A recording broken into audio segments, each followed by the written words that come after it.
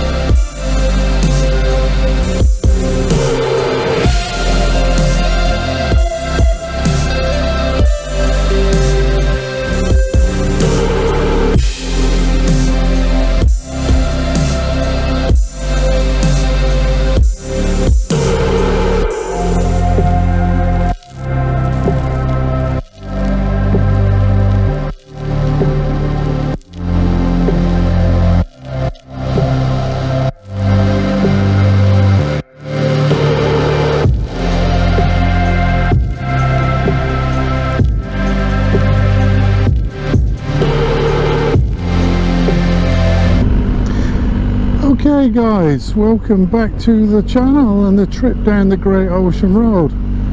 So we just stopped for a little bit of lunch and a drink at a place called Kennett River. So Kennett River, obviously right on the ocean road there. Kennett River is quite a good spot actually. It's usually full of coaches. It's only a tiny little parking space, and it's usually jam-packed full of tourists, and the reason for that is that the tourists organised, oh nice combi, organised tourist excursions, let's call them, from Melbourne, which are usually populated by or attended by the backpackers. They always stop in there, and the reason for that is that quite often you see koalas just in the trees there right next to the cafe, as well as koalas. You also see parrots that are pretty tame that will actually come and take bird seed from your hand. So it is a very popular place for tourists. It was quite quiet today, which is great. So we'll continue on along towards in the direction of South Australia. We won't be going into South Australia today. We're going to end up at Port Campbell.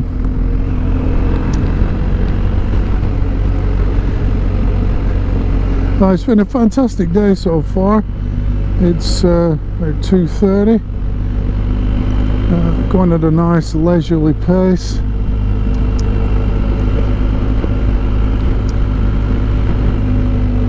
I believe the next major sort of town, coastal town, is Apollo Bay.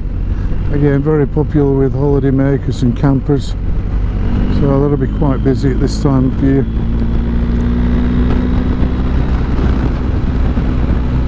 So amazing scenery,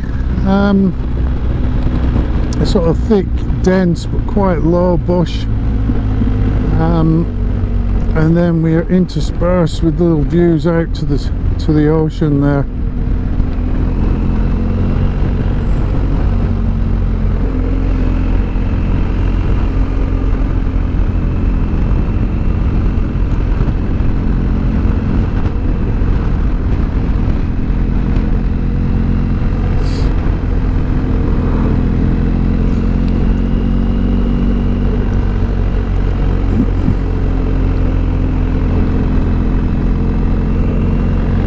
nice GS going the other way there.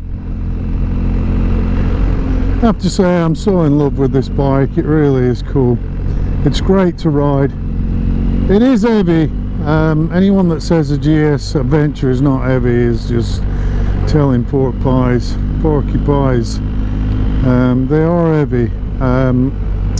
As I said, it's so easy to lose your balance at slow speed and, you know, feel like you're going to topple over. But that's about the only fault I can find. Other than that, it's just a fantastic bike. I haven't yet had it off-road apart from like an unsealed road. Okay, I see.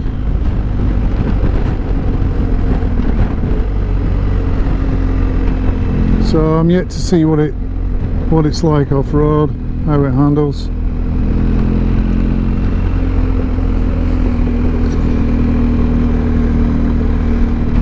But it's certainly got plenty of guts. It's got some get up and go when you need it,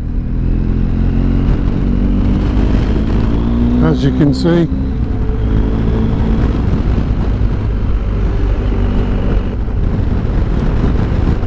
One thing about motorcycling, or driving a car for that matter, is you know, you really got to go at your own pace.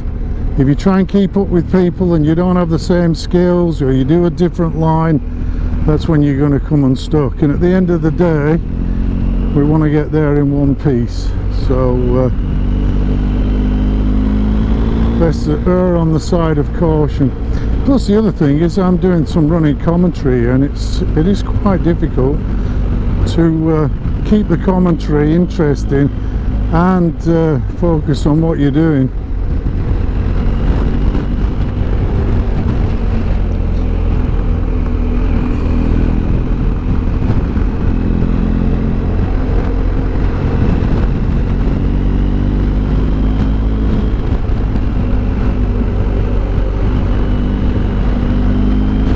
Amazing views, absolutely amazing views.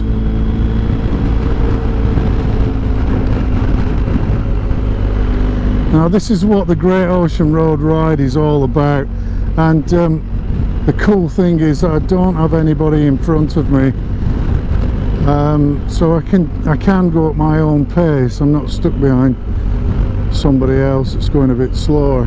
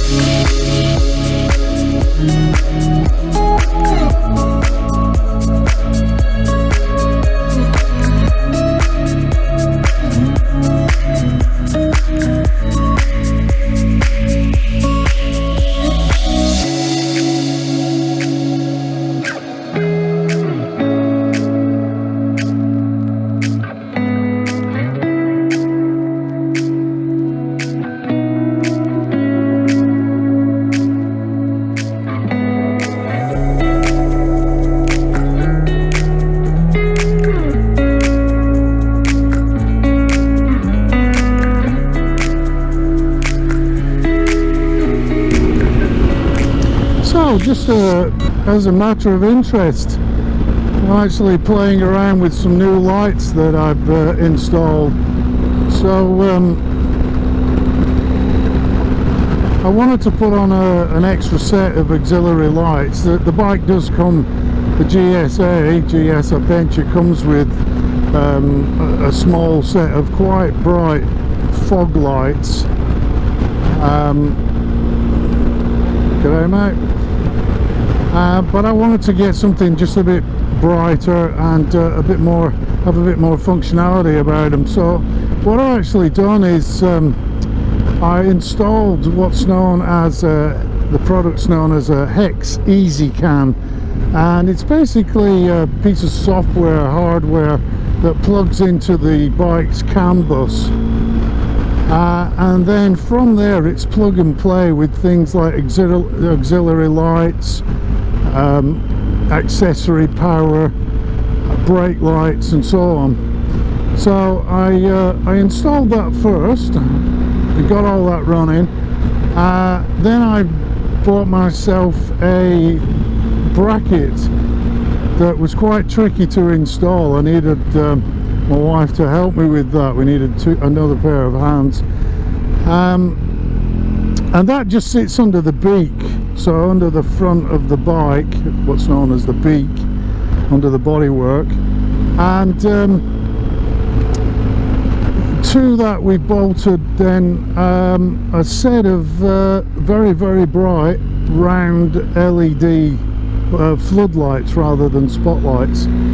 I was going to go for something like a Denali type thing, but over here you're looking at $600, which is, you know, it's an absolute bloody rip-off. So what I ended up getting was a pair of round LED Cree spotlights from eBay that put out just something like 2.8 amps each on full power. And through the Hex Easy Can controller you can do some pretty cool things. So you can have them running all the time as daylight riding lights, or DRLs. You can have them so that you can strobe them if you push the pass switch. So you're going to overtake, push the pass switch, and you can actually strobe the lights, which makes them real stand out when you're passing somebody. The other thing is you can have them alternating with your hazards, which again attracts a bit more attention of other road users. You can have them so that if you indicate left, then the left hand LED cancels. So far the rest of the guys were telling me they're very, very bright. Now I've actually got them on as DRLs, and I've turned them right down so they're only on 20% power, and even that, the other guys are complaining that they're quite bright.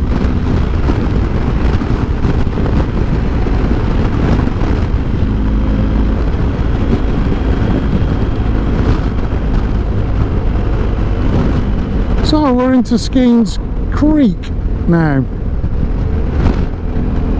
You can actually turn right in Skenes Creek and head up into the Otway National Park, and that will take you up to an attraction called the Otway Fly, which is basically steel or galvanized steel gantries that are built off the side of the hill that take you up into the canopy of the gum trees. So, you know, at the highest point it's something like 50 odd meters, and then right in the middle is a spiral tower, and you can feel the whole thing shake. I'm a little bit scared of heights these days, so I find it quite difficult there, and to be honest I've been there that many times that, you know, it's, you know, why bother paying to go and do something again. So that road there on the right, that's what you normally take to go up to the Otway Fly. We're going to continue on towards Apollo Bay.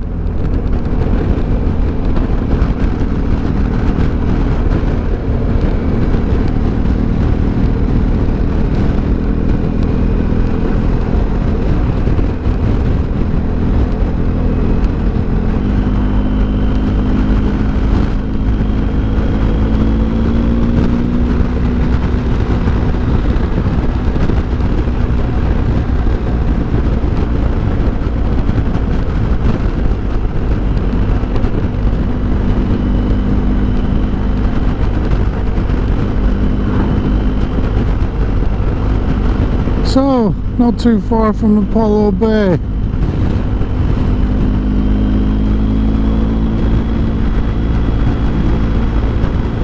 I'm assuming it'll be quite busy given the holiday period.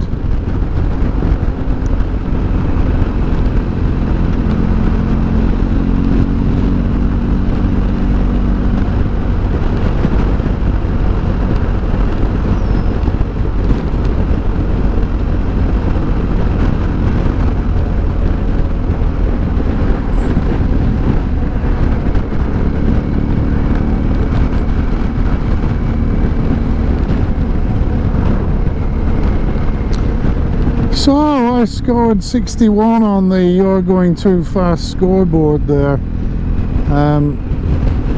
You know, because that 1 kilometre an hour makes a massive difference if you have an accident. You know, surely there'd be a bit of tolerance there. I could understand if I was going through at, you know, 66, 70, but you know, to flash that up at 1k over is, you know, pretty ridiculous. Well, that's the way society's going. You know, the boys, we were just having a laugh. We stopped at the cafe and there was a demountable, or porter cabin as you call them in the UK, set of toilets there, toilet block, and there was a sign that said hand sanitizer, do not consume. You know, what sort of a bloody idiot would you have to be to stick your head under the hand sanitizer and consume some? You know, and this is the problem. This is the way we've gone. I'm having a real old rant now. There's no stopping me. You know, what happened to natural selection? Yeah? If you're an idiot, these days you're just wrapped in cotton wool. So what we're actually doing is breeding of society. Hi caramba. Sorry, I lost my concentration there. So we're actually breeding a society of dummies. You know, as soon as something happens in any sort of environment, you know, somebody trips up, the first thing that people will say is, was there a sign? Was there a sign, don't trip up? You know, and that's the way society's going. It really is stupid. Anyway, there's my little rant as we roll into Apollo Bay.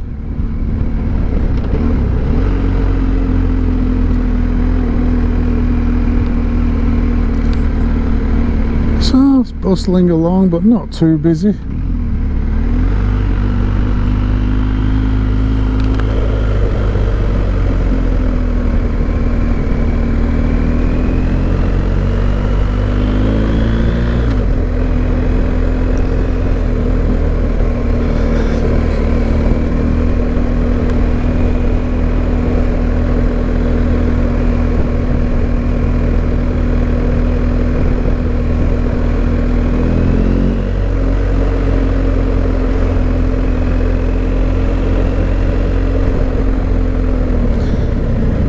Try not to run into the back of Peter. Don't think he'd be too impressed with that.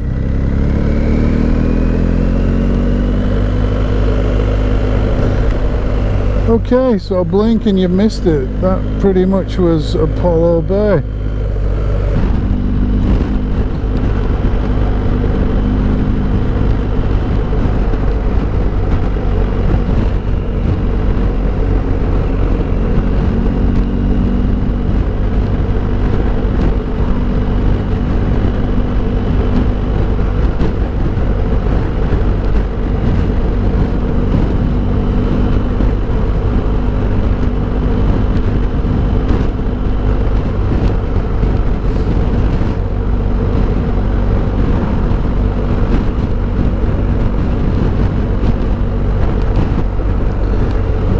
I'm not sure if you can pick this up because I've got the GoPro on this side, whereas I've got the ocean on that side.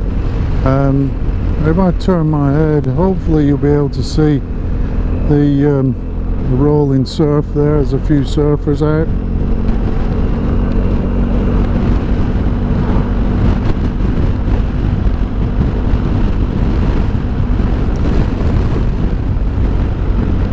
So I just saw a sign for our destination for tonight is Port Campbell, and it's 95 kilometers. So, but before we get there, there's the 12 Apostles that we'll probably pull in and have a look at, take some photographs, and I'll put some stills in there as well. Not sure about the duration of the video. My last video was quite long, so I split it into two halves. So I might do that. We'll just see how we go.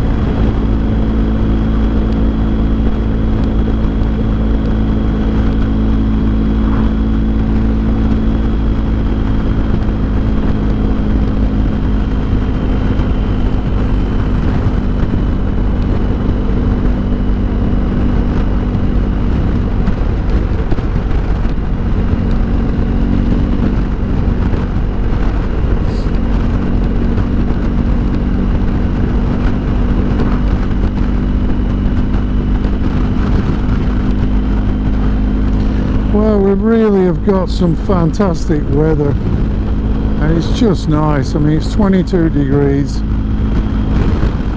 not too hot. It really is a great day. You couldn't have wished for better. Now, as I mentioned earlier, it's forecast for rain tonight, which should be fun, given well, we're all sleeping in tents. The tent I'm using is a Vango Pulsar 300, which is actually British made and designed for, you know, situations like the Scottish cairngorm, so I'm pretty sure it'll cope on the Great Ocean Road. It's the first time I'm going to camp in it.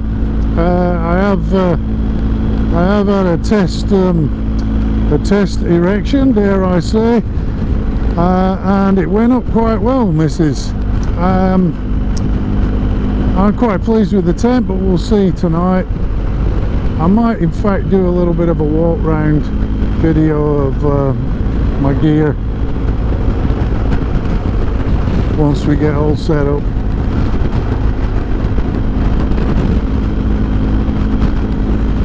So the road that we're on now is still the Great Ocean Road, but it actually starts to move away from the side of the ocean into what is known the Otway National Park. I think it's a national park, or is it state forest? No doubt we'll see a sign at some stage. But again, we don't have that ocean sort of view. But there we go, Great Otway National Park. So we don't have that ocean view, but we've got some spectacular Aussie scenery, great gum trees, and we'll start to see a few more ferns. Apparently Peter was telling me that the Otway National Park has got one of the highest rainfalls in Victoria, so it is a very sort of damp sort of area.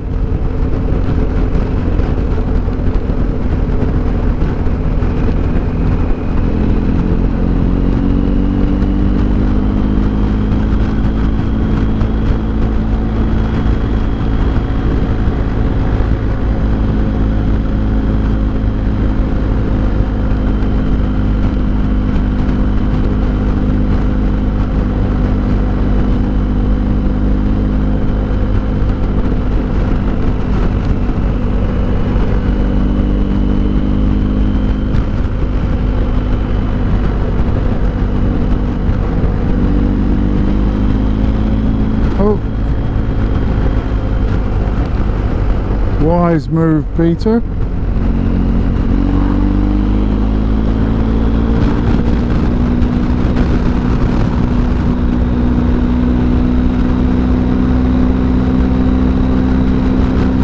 Very kind.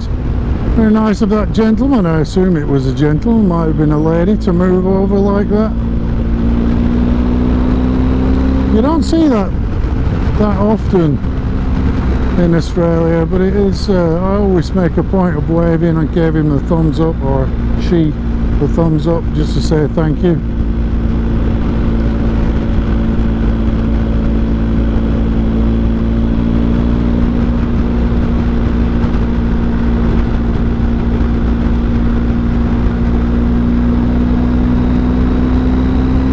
Alright, let's open this beast up a bit.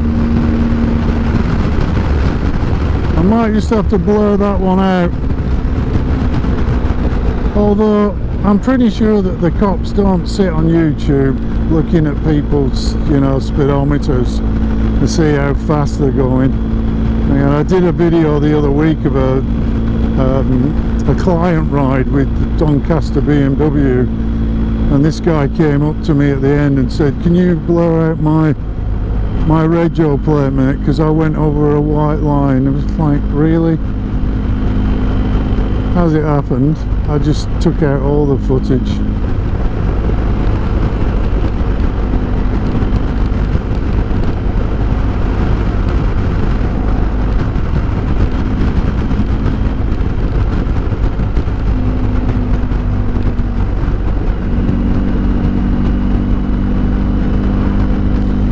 So I don't open up the bike very often, and it's nice to give it a little bit of a squirt, and you can just see just how much power there is there.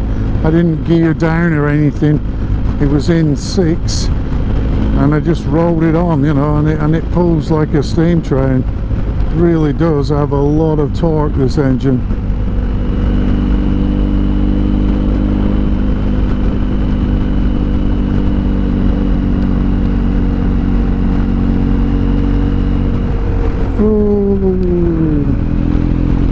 What the? Don't know what that was that I went over, but it was a bit of a bottom clenching moment then. Might have been like, sometimes they stick a cat's eye in the middle of the road. There's absolutely no thought for bikes at all. You know, let's just stick an obstacle slap bang in the middle of the road on a corner, you know, for goodness sake.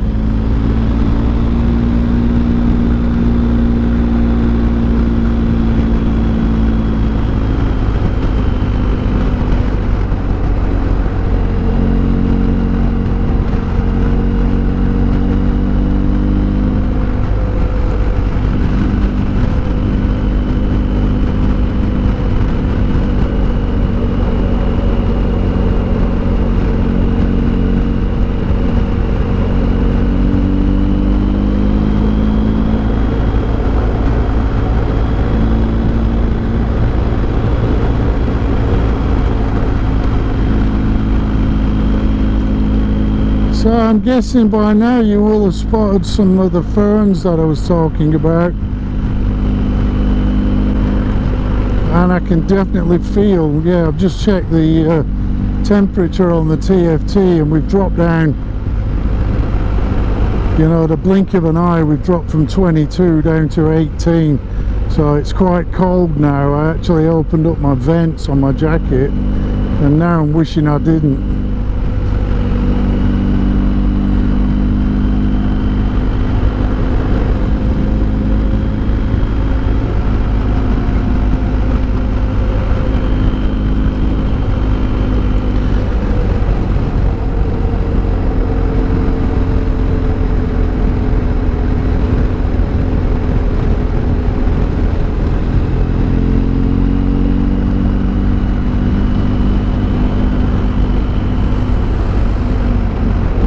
Like I said, it's 18. I mean, that's not that cold really, but it just feels cold when you've been in the sunshine and it's been sort of 22, 23, and you drop down into into the canopy at 18, and it's got a damp sort of feel to it.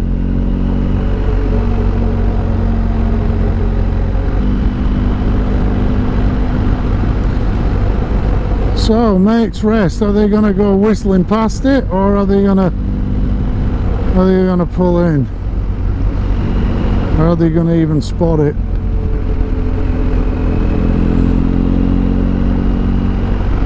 Now, I don't know if they've stopped or what. So thanks for marking the turns, guys. I'm guessing that they've continued on. So it looks like we're not going to Mates Rest this time. Well, I've been heaps of times before, so no big dramas.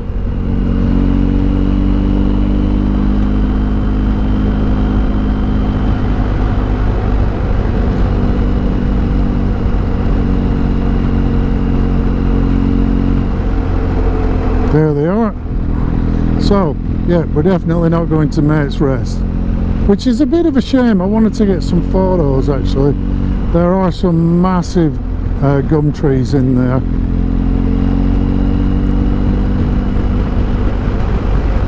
So it's basically a car park, and then you've got sort of a 20-minute walk that takes you around in a big loop and you end up back at the car park. But it really is a nice spot. But hey ho, I've been heaps of times before, so it's not a drama.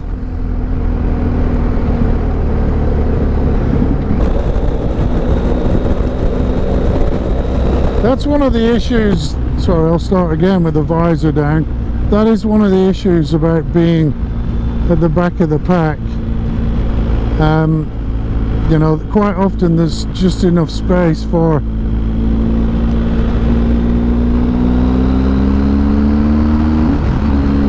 a couple of people to get past, but then the tail end Charlie ends up being stuck behind.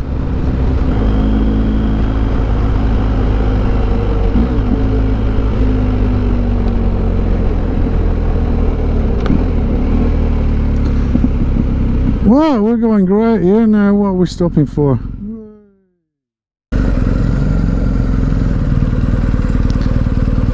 Okay, so I'll just explain the situation there, why we stopped and why we did a U-turn.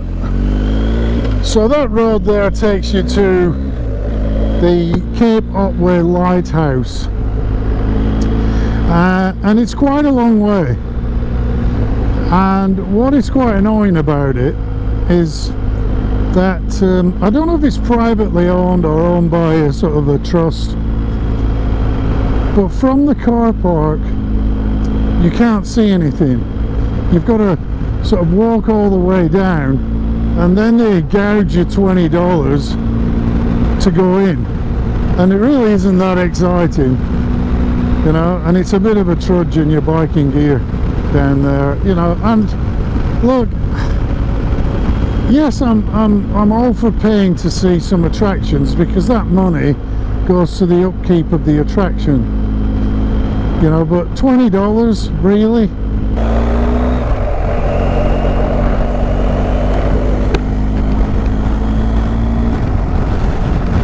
Okay guys, we're just rolling up to the 12 Apostles now. We just stopped for a brief moment to have a look at what's known as Gibson Steps.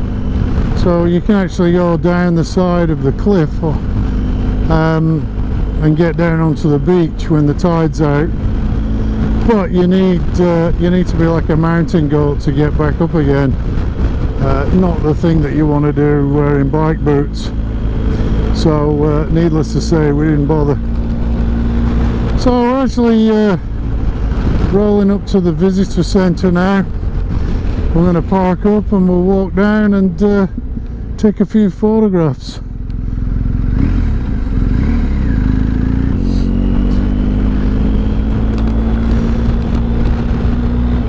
So it's 10 to 5 and we've got about 10 minutes to go to Port Campbell. You'll actually see it.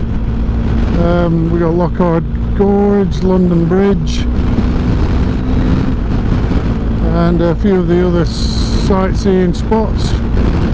But for us, we're going to head off down to Port Campbell, pitch up the tents, and go and get a beer, hopefully, or we might do it in the other way. Trouble is, if we have too many beers we won't be able to pitch the tent.